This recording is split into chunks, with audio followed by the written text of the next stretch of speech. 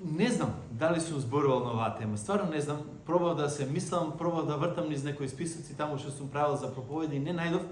А мислам дека треба кога тогаш да ја закачиме не и уште неколку други теми. Една е гостопримството. Стално зборуваме за гостопримство, стално зборуваме за некои работи, или сакаме да се дружиме, важно е да се дружиме и така натака. Дел од дружбата е гостопримството. И сакам да видиме што зборува Библијата за тоа. И сакам да читаме еден многу познат текст, малку подолгичок е на почетокот, ќе ми извините, ама ќе го поминеме релативно брзо.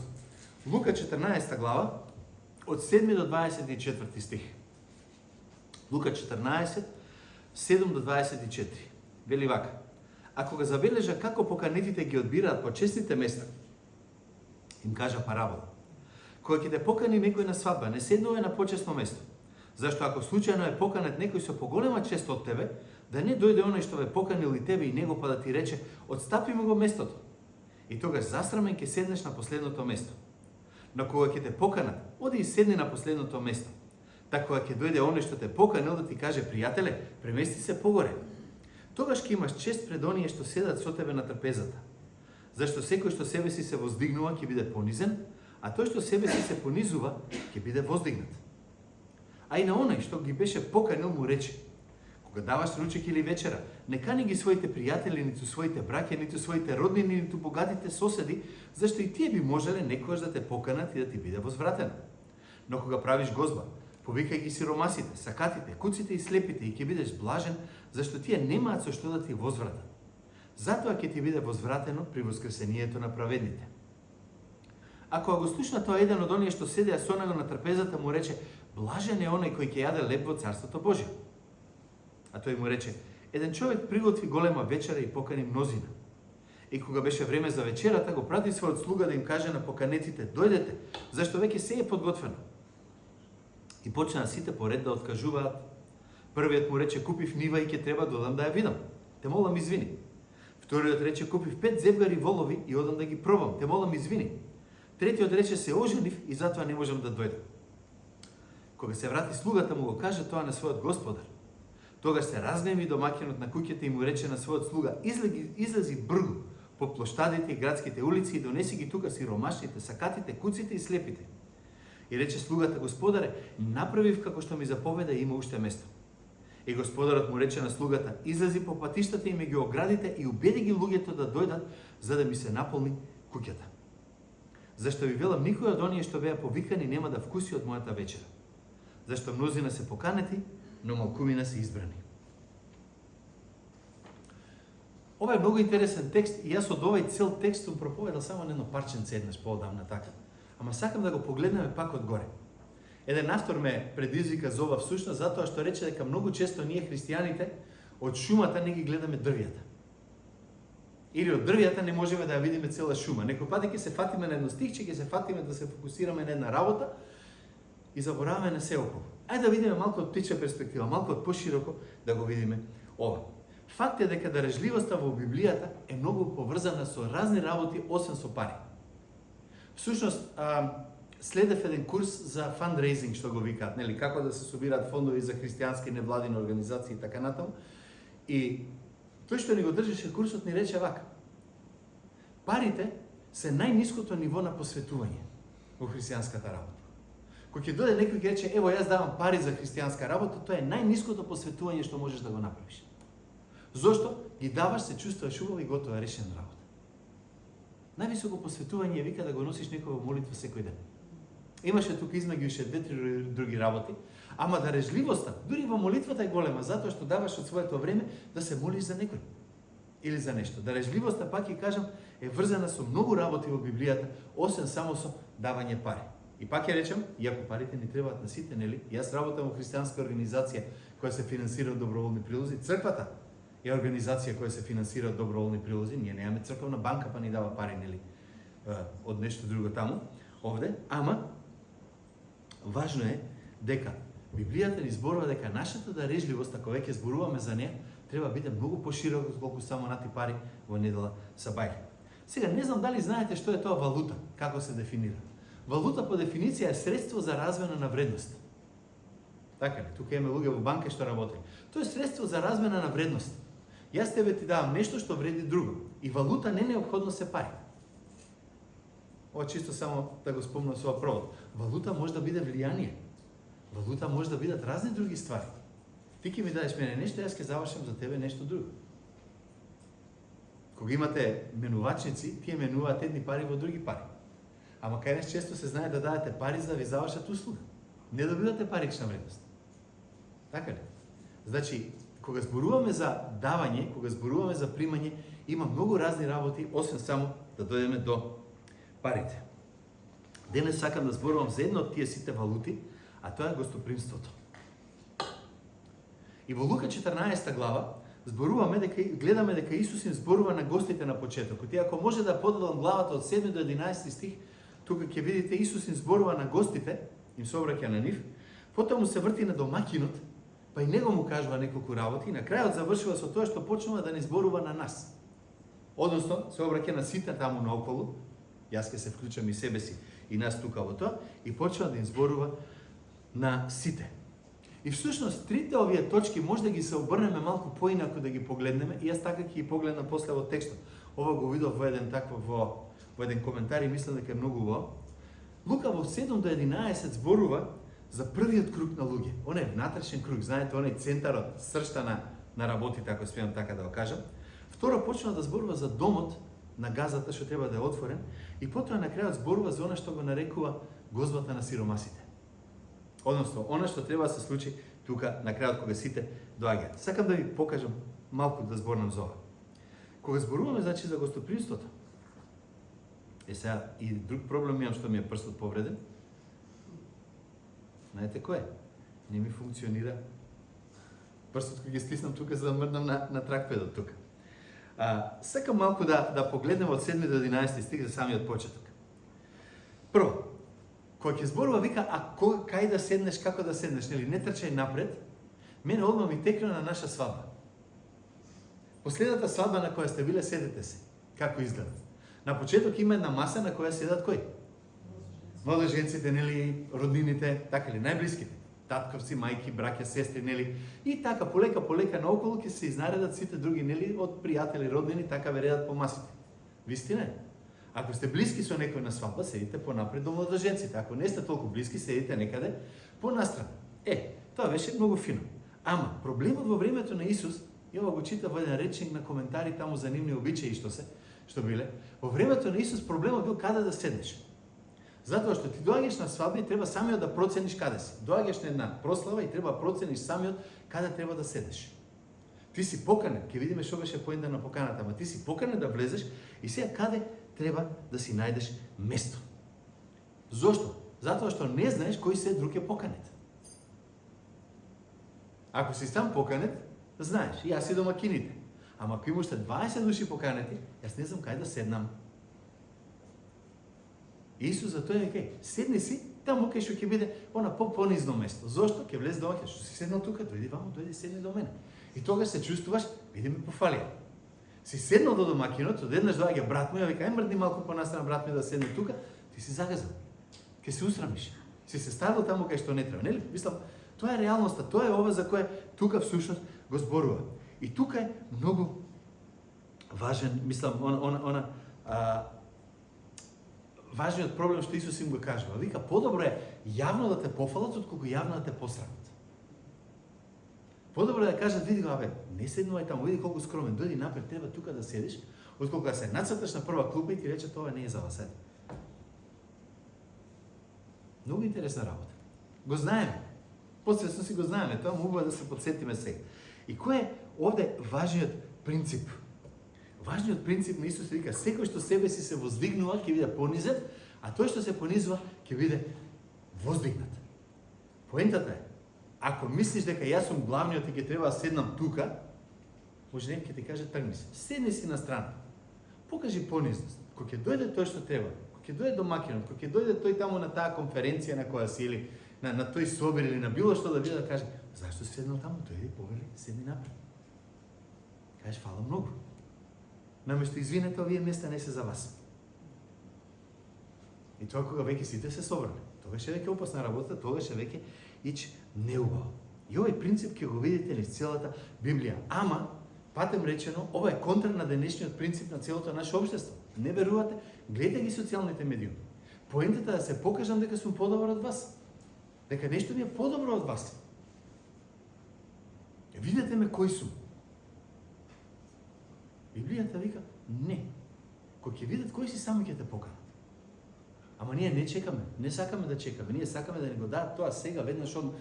Такво ни е општеството во кое денеска живееме тука. Исус вика, кога ќе тргнеш по тој принцип да живееш, хаос ќе стане. Зошто? Оти кога тогаш ќе те понижат. Зошто? Затоа што самиот си ја дал честа. Јас сум го кажал тоа многу пати тука и ќе го кажам уште еднаш. Знаете, авторитет не се бара, авторитет се добива. Јас не можам на никој да му кажам, јас ќе ви видам авторитет. Авторитетот мора да го стекнете. Вие, јас, кој да бил. Од родители, па нагоре, па кај да видите, кај да сакате. И тоа да те покаже некој да седнеш напред или назад, ќе биде до тој што ја организирал свеченоста или што и да се случува. Не сте ние те што викаме, кај се таму напред, таму ми е место, не, ќе седнеш таму долу. Цела публика. Тоа е првото нешто што мора да го пазиме. И ова има врска заедно во нашиот однос со Бог. Да знаете. Бидејќи Исус ни кажува дека она што функционира на хоризонтално ниво, на исти начин функционира и на вертикално ниво. Ќе видиме во која смисла. Имаше еден цитат, мене ми е омилен авторот C.S. Луис, К.С. Луис, всушност, има една книга се вика Четирите љубови. И во неа, јас ова на брзинка го преведов, ама вика вака. Патетичните луѓе кои само сакаат пријатели, никогаш не се спријателуваат. Главниот услов да имаш пријатели е да бараш други луѓе освен пријателите. Ако сакаш нов пријател да имаш, мора да го бараш надвор од тие што веќе ти постојат, нели? Тоа е логично. Значи, ако некој те праша, ги гледаш ли работите како што ги гледам јас? А твојот искрен одговор е, мене стварно не ми е гајле за тоа, само сакам да ми бидеш пријател, не може да се изгради вистинско пријателство. Нема да има ништо што ќе е темел на пријателството. Тие кои немаат ништо, немаат што да споделат, тие што не одат никаде, не можат да имаат сопатници. Зошто ми е ова важно? Зошто го кажувам тука? Да не мисле дека одеднаш така ми дојде на памет. Поентата е оваа. Дека кога ние се обидуваме на сила да станеме блиски со некој, кога ние се обидуваме на сила да влеземе во некој круг пријатели, ќе не одбијат. Ќе ни стуркаат. Кога луѓе се обидуваат, јас сакам да влезам таму, ќе ти истуркаат. Седевме со едни пријатели дома, сега пред некој време во Струмица. Застанав една вечер и дојде некој од комшиите. И почна еден пријател да ми каже, кога почнав да работам светководство, тој комшија, вика, почнав да работам светководство на многу вика богати луѓе. На многу така големи бизнисмени во Струмица. И рекол, вика, на жене ми, белки нешто од нив ке се, нели, пренесе и на нас. И не се пренесе, вика. Поентата е, не се бутаме да влеземе таму, кај што не ни е место. Не се бутај да седнеш таму, кај што може малку, седи малку понастрана, седи, биди малку понизен. Не понижен. Ја сваќате разлика, не зборам за понизен. Малку, понизен не значи да мислиш, да се мислиш дека си помал од другите. Понизно значи да мислиш помалку на себе си.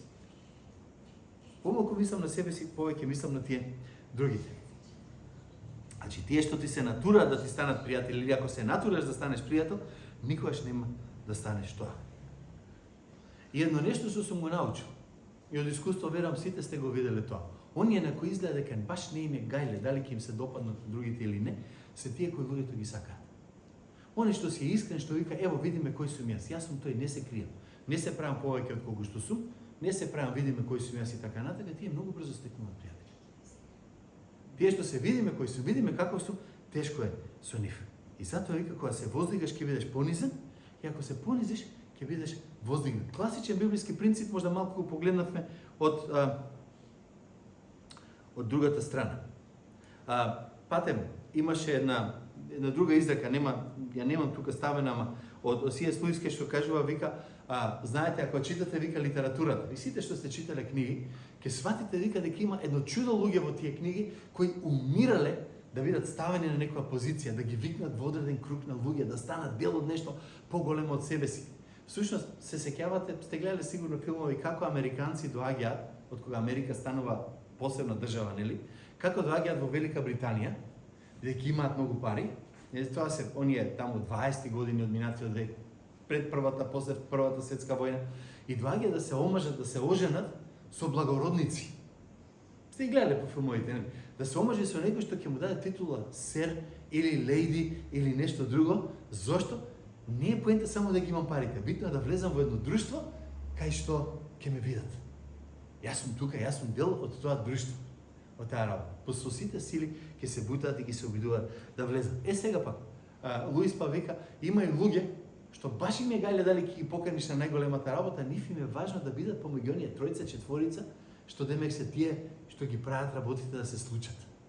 Сакам да сум во тој внатрешен круг, таму да видам еден од главните. Не ме интересира дали луѓето ме знаат, ама сакам да видам главен. Не ни важно. Таа желба да се биде дел од тој внатрешен круг е она оти сакаме да не ценат, сакаме да видат, да кажат види кој сум јас. И има една изрека од Луис, вика, сето дека не го победиш стравот да бидеш однадвор, ќе останеш однадвор. Сето дека не го победиш стравот. Зошто? Ако влегуваш во односи, ако односите ти се, видиме кој сум јас. Сакам некој да ме потврди, сакам некој да ме прифати, сакам некој да каже, глеј го овој кој е. Јас се дружам со него, вика, сето дека тоа го правиш, ќе бидеш аутсайдер. И тоа е Исус што го вика тука во овој прв круг, можда малку забегав на страна ќе ми извини. Вика, немојте го ќе влезете да трчате одма по првите маси, по најубавите маси, по она што е главното, ќе седна на масата на младоженец, кој си бе ти, не те ни познавам. Ај подалеку од тука. Исто така, она второто што сакам да го спомнам тука, е дека овој текст овде, всушност, ни зборува за нешто друго, за отворениот дом. И кога Исус тука зборува за овој отворен дом, Исус сака ни покаже нешто друго. Вика тука, кога даваш ручек или вечера, не кани ги своите пријатели, ниту своите браќа, ниту своите роднини, ниту богатите соседи, зашто и тие би можеле некојаш да те поканат и да ти биде возвратено. Кога правиш гозба, повики ги сиромасите, сакатите, куците и слепите и ќе бидеш блажен.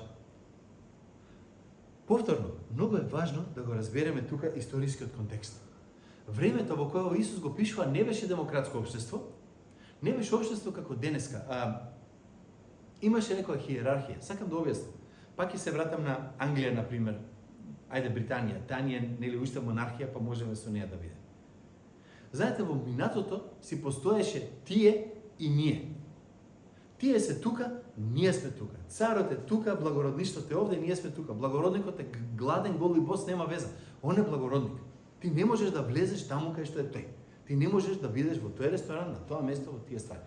Денеска, ако имате пари, во светот никој не ве прашува кој сте, што сте, од каде сте, парите во джеп и оди влези каде сакаш.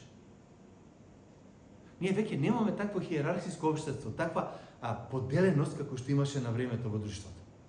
Може би во Индија, нели, со касти, што ги викаат тие касти системи, ама реалност е дека во немаше тоа.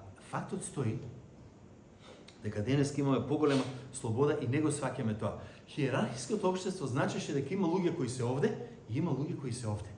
И бидејќи се такви, поентата беше дека ти не можеш да влезеш таму кај што сакаш. Ако сакаш да влезеш во тоа друштво, повисоко од друштво, треба некој таму да те покани. Не можеш сам да се поканиш себе си. Не можеш сам да дојдеш и кажеш, ето видиме мене, сега имам пари во джеп, сакам да седнам со тука. Не. И затоа секој сакаше да се поврзе со некој друг. Второто нешто многу важно тука беше дека гостопримството кошта. Гостопримството кошта. Во која смисла?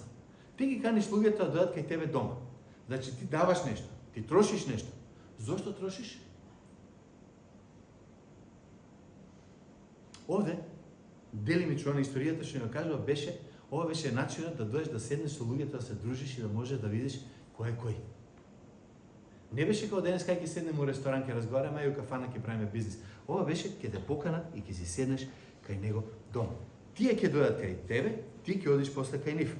Ти ги викаш оние луѓе што мислиш дека ќе имаш некој ќер, тие од таа страна канат луѓе кои мислат дека ќе имат некој ќер, ама сите се тука некаде во една блиска врска. Повторно ќе кажам, те кошта, сакаш нешто да направиш за нив. И тоа беше онај муавет што го нарекуваме или што го нарекувале на времето, онај систем на патронажа. Патрон, знаете што е? Некој што ти е, ај кажете македонски збор? Покровител. Е така, некој што ти е покровител. За да влезеш во некое друштво, требаше да имаш некој што ќе те влезе, ова е наш човек. Ете, многу битна работа. И Исус сега тука затоа зборува, кога почнуваш да каниш луѓе, немој само да ги каниш тие што се на исти слој со тебе. Немој да ги каниш само тие што ќе ти дадат другите, немој да ги каниш само тие што со кои вршиш бизнис, со кои бркаш работа. Покани некој друг, отвори се малку, отвори го домот кој некои други луѓе тука. И патем речено, ова, тука имаме постручњаци за јазик од мене, ама ова немој да ги каниш браќата, сестрите, е она што го нарекуваме идиоматско изразување, ако не грешам. Идиом е збор што едно кажува, а друго мисли. Така ли? Македонски идиом. Се кити со туги перија. Го погодив? Повеќе или помалку. Зошто? Никој не се кити со пердуви од нас. Вистина, ама многу добро разбираме што е поентата. Си припишуваш на себе си нешто што не е твое. И он кога вика не кани ги браќата и сестрите, овде поентата не е батали ги роднините, батали ги пријателите, немој со нив ништо да се дружиш. Идејата му е овде, немој тие да ти се центарот и фокусот на се. Како ќе дојде родител, ќе го избркаш, ќе ти дојде пријател, ќе го избркаш натаму. Не. Поентата е немој само тие да ти доаѓаат тука. Сакам малку да практикуваш поинакво гостопримство, ако сакаш. Ние денеска, пак ја речам, не го гледаме тоа баш така. Поентата беше ова. Малку повеќе. Кога зборуваме за гостопримство, сакам да го објасниме малку и самиот термин каде ги каниме.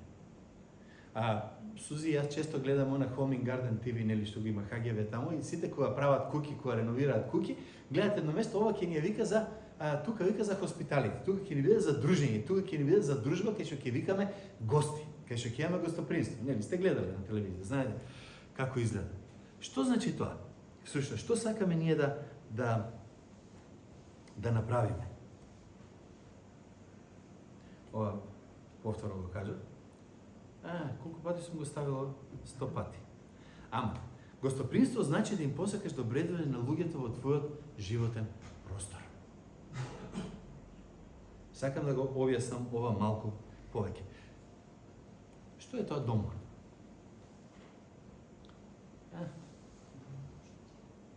Често пати ќе кажеме нешто, ама размисли, ќе кажеш, сакам да си одам дома. Што ти значи тоа? Има твој личен белег. Има нешто твој личен белег. Така ли? Нешто друго?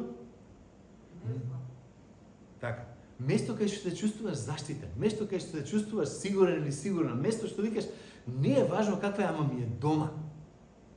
Тука ми е се што сакам, тука ми е се оно што ми одговара, тука некако се чувствувам убаво. Таму е лошо, тука е добро. Таму е проблематично, тука е убаво. Кога ќе се скријам дома, знам дека мене се ми е онака како што треба. Место кај што ми е топло, место кај што може да јадам, место кај што може да се згреам, место кај што не знам што да кажам. Место кај што има ред, кај што има убавина, кај што се чувствувам фино. Така. Тоа е дом. Сега. Ако е вистина, гостопримство значи дека ќе примиш некој таму. Кај што тебе ти е најубавото. А не онаму, кај што нешто ќе биде. Јас имав пријателка во Битола кога живеев како дете. Таму екстремно се навреди кога прв пат си ја посети снаата и синот што беа стапиле во брак, беа во странство, живееа таму, учеа школа, магистрираат бајцата виолини, и се навреди многу затоа што кога отишла кај нив на гости, снаата ја сместила во хотел и првиот оброк бил во ресторан. Ни дома не ме покани. Беа зборовите на тетка Стојна. Ни дома не ме покани. Многу ни значи, нели? Гостопримство значи да се отвориш таму кај што ти е најубавото, кај што ти е најмилото, кај што ти е најфиното. Значи, ова е првото нешто. Ги освежуваш и му даваш она што тебе ти значи многу. Второто нешто е гостопримство е кога кон тугинци се однесуваш како да ти се фамилија. Македонскиот израз, чувствувај се како да си дома. Така ли? Тоа е гостопримство кога вистински го мислиш, кога тугинецот, кога тој другиот ќе дојде тука и ти му даваш се. Може стварно да е странец, може стварно прв пат да го гледаш, може би стварно да е некој кој до сега не си го забележал или ево си го запознал било каде. Ние сме биле на гости некој пати кај луѓе што сме се виделе во црква и кажа дојдете кај нас. Ние одиш кај некој, него не знаеш, не познаваш, не знаеш ни како ќе биде. Сме имале лоши искуства, сме имале прекрасни совршени искуства. Сме имале лоши искуства, сме имале прекрасни искуства. Ама човек те поканил дома, а ти си му него гост тука. Онај еден грчки збор тука има употребено кој ќе зборува за тугинци, се однесуваш да се однесуваш како семејство. Зборот беше филонексија. Љубов кон тугинецот. Покажи му љубов на тој што не е како тебе. Тоа е гостопримство. Тоа ќе треба да се случи. И всушност, реално има 3 вида на тугинци. Така ги дели Библијата. Оној текстот малку на почеток што го прочитавме, зборуваше отприлика ова. Прво, христијаните треба да практикуваат гостопримство кон другите христијани. Тоа е многу важно. Покани ги дома. Факт е дека во црквите некогаш среќаваме луѓе кои не ќе ме пријатели да ни станат. И тоа се случува. И тоа го има. Особено ако црквата е поголема и почнеш полека да не ги препознаваш луѓето и не знаеш ни кој е каде, ни кој е што е, ни кој е од каде, почнуваат луѓето малку па да се повлечат, можеби. Ама според Библијата, точно тие се оние луѓе кои треба да ги поканиш дома. Зашто? Затоа што тие ни се браќа и сестри во Господа по дефиниција. Значи, убаво е да поканиш некој од црква и кажеш дојди да се видиме. Албанците имаат многу убав еден израз кај нас вика дојди да јадеме леп. Ке ти речат. Сте го слушале? Секој што има контакт со албанци го знаете. Дојди да јадеме леп. Што значи? Дојди да споделам со тебе тоа што имам. Да те запознам. Да седнеме, малку да се запознаеме, да видиме. И ќе видиш одеднаш дека луѓето се поинакви. Ова го кажувам за практично го примениме кога тогаш. Не го кажувам само помина проповедта, го издржавме, го изслушавме и крај. Тука се заврши тоа. Значи, првото, мора ги поканеме. Ги третираме како семејство, бидејќи ни се браќа и сестри, по дефиниција ни се семејство. И второ, ги примаме во нашето место што го нарекуваме дом, што е моето најблиското.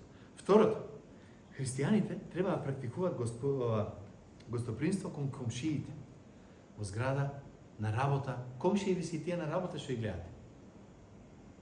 Со нив поминуваат 8 сати, повеќе време минеш со тој што е на работа, него со тој што ти е комшија. Комшијата во лифта, кога го видиш многу, здраво ќе му кажеш и толку. Поканете ги, седнете, видете ги. Сега, кога ми беше роденденот, во август, Давид и Иван ни дојдаме изненадија. Ама тоа не е многу битно. Не ги очекувавме, воопшто не ги очекував и одеднаш се појавија на врата, за мене беше шок. Знаете што беше шокот? Сузи и јас седиме дома и Јана и одеднаш некој звони во 8:30 вечер. Пред 20 години тоа беше сосема нормална работа. Некој ти звони, да ти се појави, знаеш што преш, да ти дојде на кафе. Денеска Сузи вика сигурно му треба нешто на некој комшија. А што друго би било во 8 сат, 8:30 вечер? Никој не ти се јавил, никој не ти пратил покана, не се договорил. Отвараме врата, вие двајца беа првата. Беше шок. Ама што ми е муабетот тука? Се одучивме да ни дојдат луѓе на гости. Се одучивме луѓе да ни се појават на врата. Ево размислете кога последен пат ви дошол некој на гости дома. Така поодамна што не сте го виделе и да се појавил ненаш, бум, ево.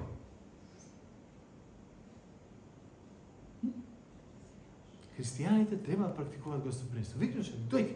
Може да ќе рече не фала, може да ќе ве одбие заради тоа што му е страф. Си вика, јако ми дојде, па после може ќе сакува и кај мене па да иде. Не го знам, ама тоа е вистината. Ама вистината дека ние мора да сме тие што ќе поканат. Мора да сме тие што ќе поканат. Тука. Важно е.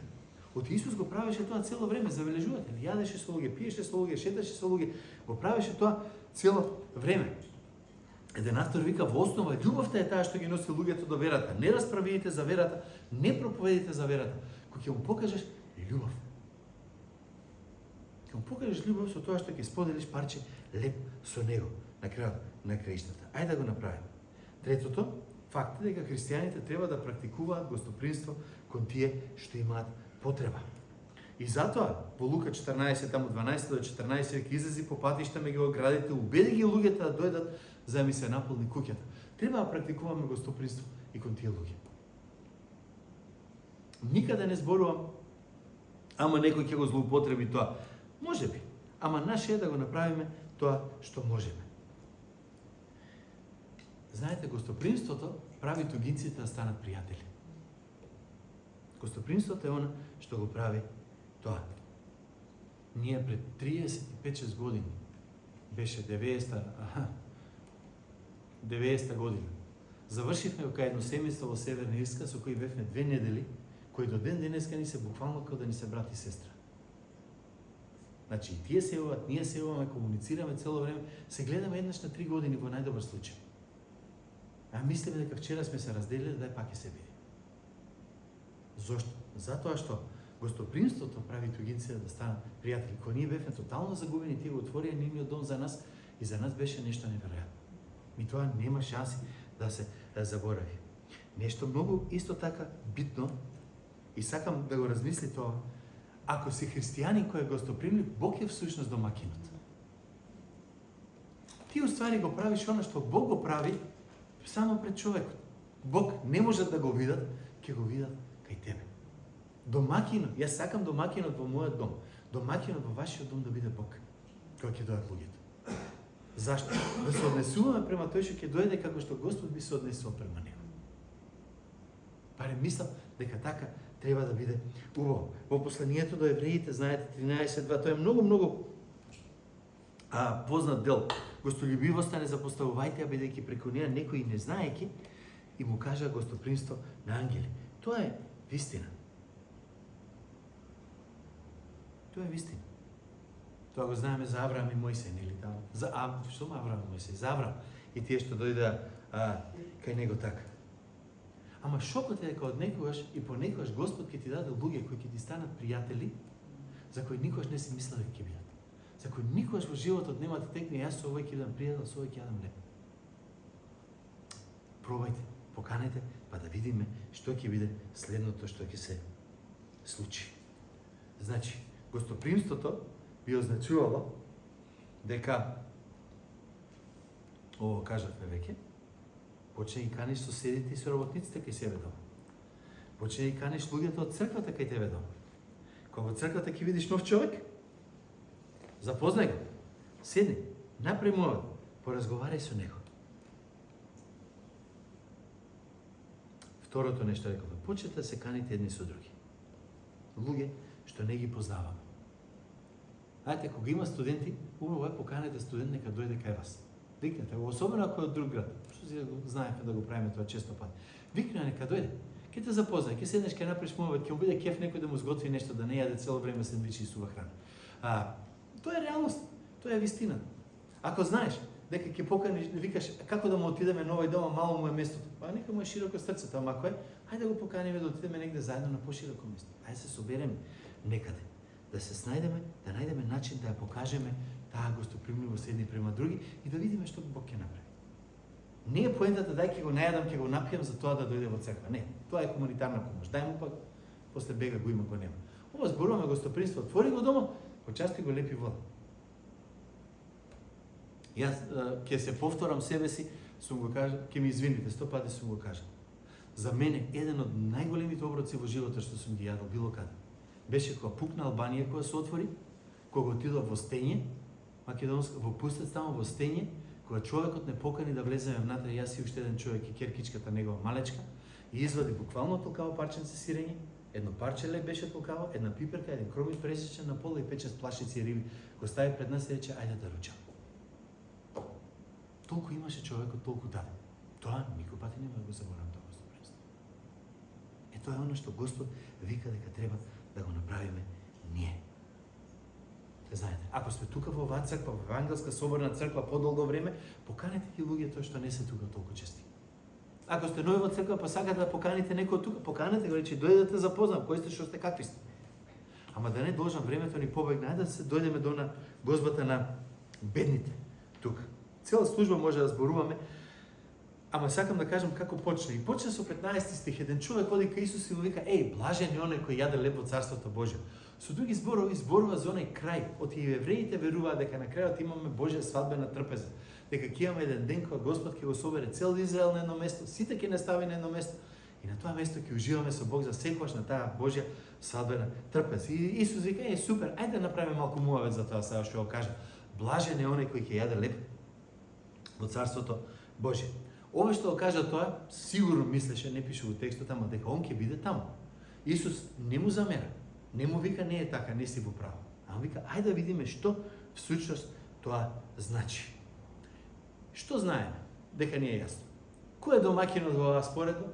Знаеме дека е Бог, така ли? Тука нема мрдање. Кого го кани Бог?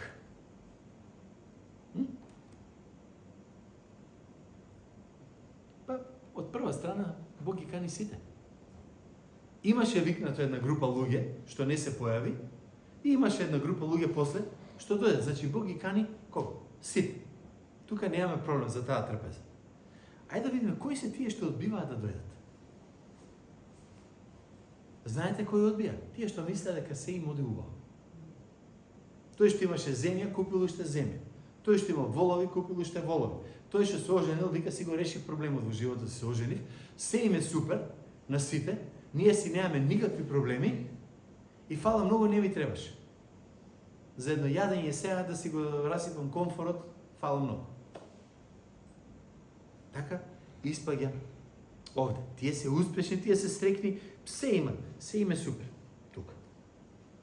И интересно е дека реакцијата е кој доаѓа на крајот.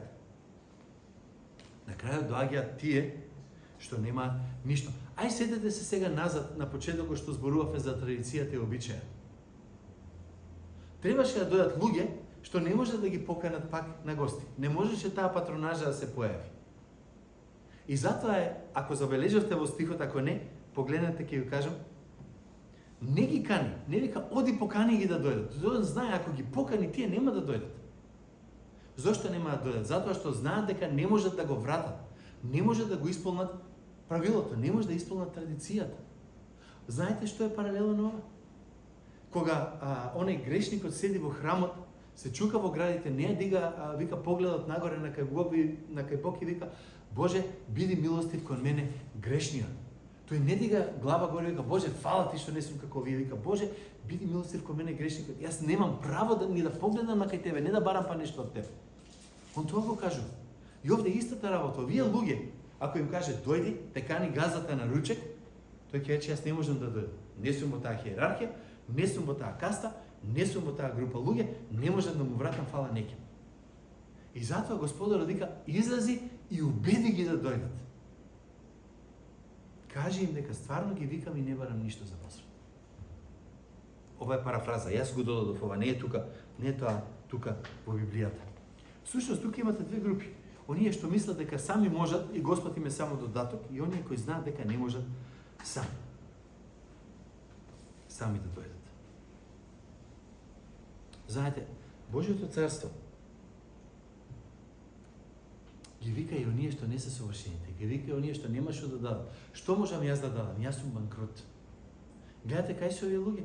Помегите, воендеците, бездомните, немаат дом, немаат нива, нема жена, деца, ништо нема. И Господ го кани, вика, дојди. И уште повеќе вика, убеди ги да дојдат. Апостолот Павле понатаму вика, ние ве убедуваме преку Словото. Ние ги убедуваме луѓето дека Господ ќе ги прими такви какви што се, не такви како што мислат дека треба да бидат пред Господ да ги прими. Тоа е она тука важното. Божјото царство во крајна светка е вистинскиот дом по кој сите ние копнееме. Ама Бог ни го дава без пари. И интересно е дека само бедните по дух го добиваат Божјото царство. Блажени се бедните по дух, зашто е нивно царството небесно. Многу важно, Божјото царство е бесплатно. За нас. Ама, ако сега останам тука, ќе испаде дека ви сгрешив што кажав на почетокот, дека гостопримството кошта. Гостопримството кошта што ќе му направите едно колаче на човекот, ама гостопримството кошта пари, кошта живци, кошта да си го малку комфорот да си го нели промениме и така натака. Значи кошта. Ама интересно е дека најмногу на кој го кошташе? На Бог. Зошто го кошташе најмногу? Исус Христос беше најголемиот газда, ако сакате, и е најголемиот газда на цел свет, затоа што вика се е мој. Он е создател, Бог, на кој ништо не ми фали. Беше со Бог заедно на небото, каде што цело време имаме една веселба, една радост, кај што ништо не е лошо. Љубовта помеѓу Таткото, Синот и Светиот Дух беше тука. Се беше овде. Беше врховниот дом. Знаете. Ама, да се вратам малку назад и да кажам нешто пред да продолжам и да го заокружам тука. Божјото царство е вистинскиот дом по кој сите копнееме. И сакам тука само малку да спомнам. Секој од вас има идеја која вика, тоа е мојата дома. Тоа е мојот дом. Како ќе помислите? Дали е сега нешто што го имате, дали е нешто што сте го имале на времето, дали е нешто што сте си го замислувале дека ќе го имате. Сеќавам на мајка ми кога фати деменција, знаеше да се спакува и викаше сакам да си одам дома. И за неа дома беше Муртино, во Струмичко таму, да си оди кај мајка и кај татко и кај некој друг. Имате луѓе, цел живот го поминале некаде во странство и вика дојдов дома, кога ќе дојдов во Македонија. Зашто дошол дома? Твоето дома е таму, фамилијата седи таму. Не, дома ми е мене тука. На некој начин. Знамо ти стануваме сентиментални заради ова, ама знаете зошто? Затоа што нема дом на земјата кој може да ви ги исполни вашите очекувања. Да ве вратам назад сега во домот кој сте го имале, во кој сте мислеле дека ви е најубавиот, ќе кажеш супер е, ама нешто ви фали. Не ќе да ве расплачувам, не ќе да ве терам да се враќате 100 години назад да мислите, ама размислете малку. Било кој дом овде не е оној дом што ќе ви исполни на цел. Такво нешто овде нема. Многу добро го знаеме. И затоа небото е домот. Небото е она кој ние го очекуваме. Небото е место кај што сите наши желби, сите наши барања, сите наши замислени ствари што треба да ги има домот, Бог ќе ни даде онака како што мисли ќе биде совршено. Ќе биде ова е твојот дом по кој цел живот пекаше, што викат, по кој цел живот го бараш и сакаш да го најдеш. Тоа е причината зашто ние сакаме да префарбаме дома, да прередиме мебел, да смениме нешто. Оти цело време имаме дом, ама сакаме да стане поубав дом. Сакаме да стане подобар дом. Овде ќе го немаме совршениот дом. Овде ниеднаш нема да кажеме супер ми е. Нема да го кажеме тоа ниту еднаш. Исус кога дојде на земјата не дојде како сопственик на многу биволи, купив нови волови, не дојде како сопственик на многу земја, не дојде како младоженец кој си ја зема невестата и рече готово, ќе си заминам. Дојде како бездомник, беше роден во туѓа штала, животните околу него не беа негови во крајна сметка, беше распнат надвор од градот, не беше распнат во дом ако сакате, тука беше оставен, вика сите имаат или сиците имаат вика место, јас немам. Јас немам вика тој тука. Целото наше гостопримство е скапо. Нашето гостопримство, оно што го плати Христос, беше далеко од оно што јас и ти било кога ќе го дадем. Нашиот грев беше простен. Ни даде право да бидеме со Него во Неговиот небесен дом. Го отвори Неговиот небесен дом за мене, го отвори Неговиот небесен дом за тебе. Кај што ќе го имаме се оно што ни треба во совршенство. И затоа што беше врвниот, ако сакате, бездомник, затоа што го остави цело небо да дојде, може да биде и врвниот домаќин кој не кани да бидеме кај него. Да не го забораваме тој дом. Ајде да го направиме тоа за Христос, што Он го направи за нас. Нека Бог ни даде стварно да можеме да покажеме гостопримство во пракса, не само теоретски, да покажеме во пракса, знаејќи дека го правиме тоа за Господ, знаејќи дека го правиме за тоа за оние кои се откупени од Него и знаејќи во крајна сметка дека тој ќе биде домаќинот кој ќе ги покани луѓето кај нас. Амин.